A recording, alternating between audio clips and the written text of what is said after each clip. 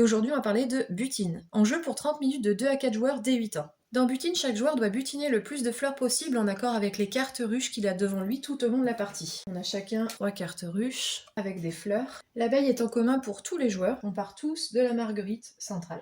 À son tour, un joueur accomplit 2 actions. Soit poser une tuile, donc par exemple si j'essaie de faire celle-ci, donc il faut que je pose une de ces 3 fleurs. Moi j'ai envie de poser la fleur bleue, donc je vais la mettre ici.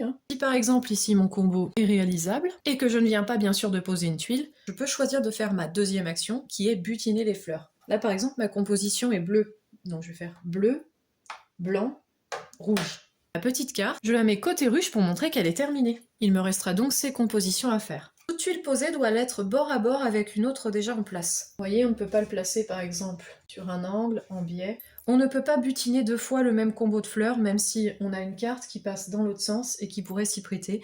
Une fois que le combo a été butiné, on ne peut pas le butiner une deuxième fois, il faudra placer d'autres tuiles. Une fois l'abeille déplacée sur 3 tuiles en accord avec une carte ruche, on la retourne face cachée afin d'indiquer qu'elle a été jouée, elle rapporte 1 point.